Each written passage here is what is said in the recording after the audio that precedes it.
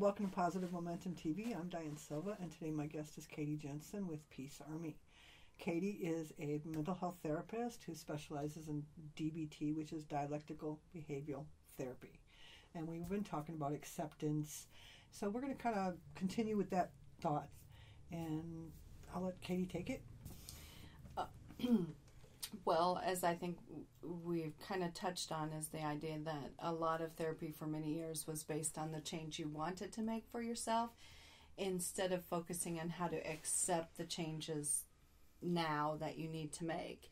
And DBT, a lot of the therapy is based on this idea of acceptance. So we're teaching our clients how to accept whatever state they're in and change in accordance with what they want in their life. But in order to change something, you have to first accept what is. And so a lot of the therapy in the past that was based on sort of this idea that you had to have a bottom or you had to get uncomfortable to change, that isn't actually what we found really causes change. It's not kicking someone's butt that makes them change or making them uncomfortable that makes them change, although discomfort can be part of the acceptance. It's really about being able to accept what is right now, each day. And in that process, that's when we want to make changes, where we realize what obstacles are in the way of us being the best we can be. And we can, one at a time, remove those obstacles if we're accepting what is. So we talked just briefly about acceptance, what it could look like, what it could feel like. Could you kind of touch on that one more time, just real quick? Acceptance is a peaceful place. I'm not saying that there isn't discomfort with it, but it's a peaceful place. We talk about wise mind, which is another skill we work on in DBT.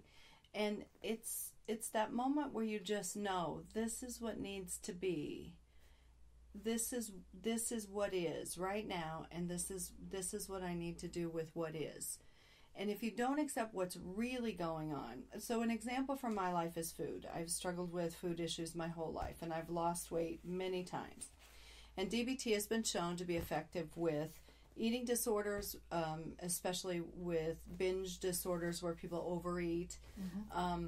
And for years I did DBT as a therapist, but I wasn't ready to apply it to my food issues. A few years back, I read a book called Women, Food, and God, and it's really about how spirituality can feed what is, help you discover what is.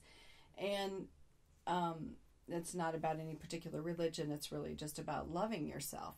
And then suddenly things started to take place for me, and her philosophy is based on a lot of what we teach in DBT, which is the idea of acceptance instead of, for instance, if you're dieting to lose weight. When you diet, you're eating by a food prescription. Okay. And that's about the future. Every day you are preparing for that next meal. You're in the future. You're not really in the here and now. When I used to use diets, I would want to eat everything prescribed for one meal. Mm-hmm.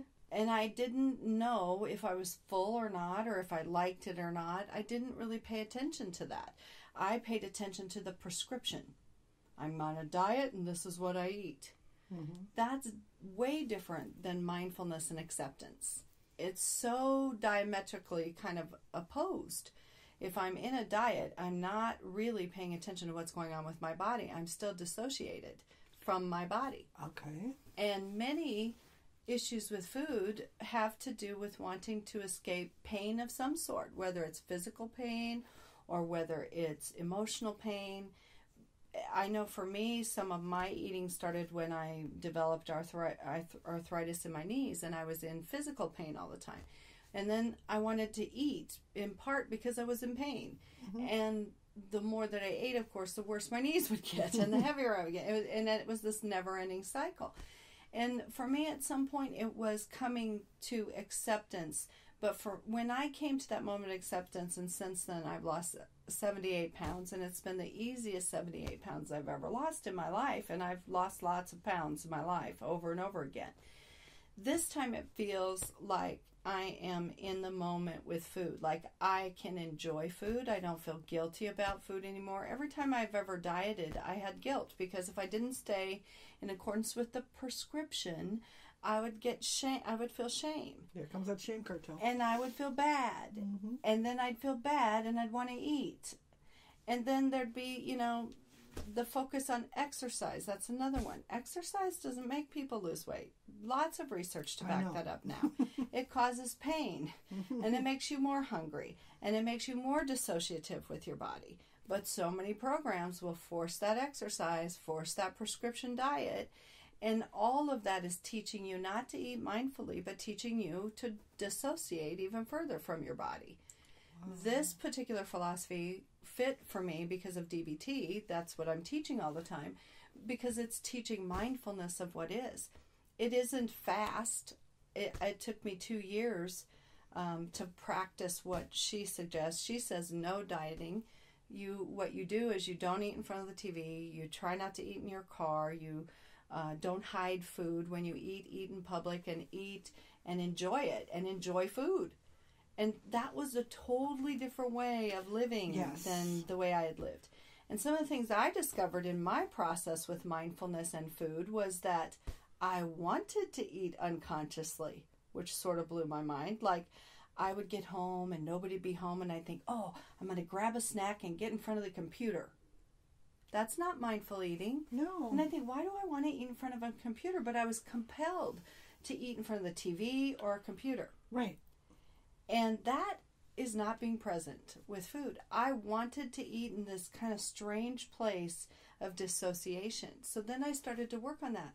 Why don't I want to be present with food? Turn off the TV. If food's so great, Katie, and you love food, why don't you turn the TV off and just eat the food you've got? So I started working on being present with my food. And one of the experiments, I did 2 different experiments that were kind of interesting. I used to like to eat a Whopper every now and then, a fast food sandwich. So one time I got a Burger King, I don't know if I should say the brand, but I got a Whopper, and I sat and I decided I'm going to eat this mindfully. When I ate it mindfully, I realized all I can taste is salt and sugar and fat. There wasn't much other flavor. Right. I'm eating it, and I can taste tomato. I could probably eat a tomato, and I started to realize it doesn't even taste that good. Like, I was 3 or 4 bites in, and I went, why do I crave this? Why do I think I want this?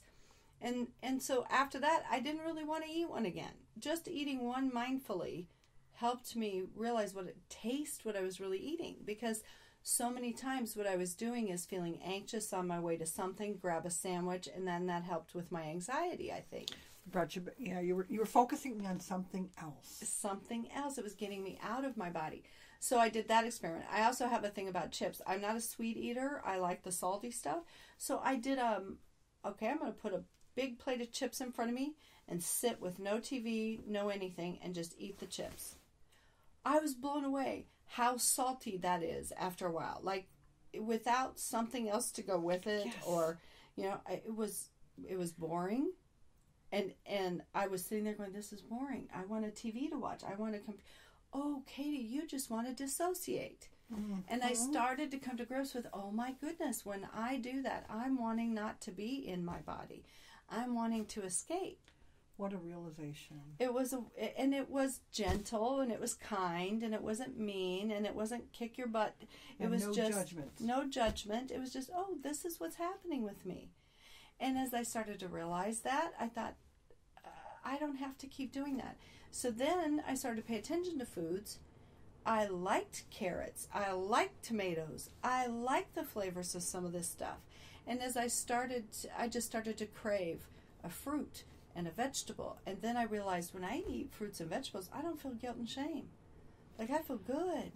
I don't have this weight on me where I'm feeling like, yeah, look what you're doing to yourself. I felt free before I'd even lost any weight.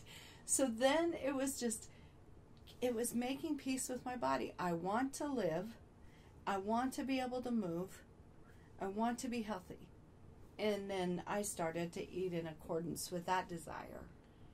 And to this day, if I do eat a little bit of something I maybe shouldn't, or I shouldn't as a judgment, so I probably wouldn't even say shouldn't, that maybe is more than I'm full, then I just notice that. I don't. But you don't deny anything either. So it's like, okay, this sounds like one of the easiest and most peaceful. It's that switch we all look for. Making this easy. Why can't this be easy? It should be easy. It can be easy.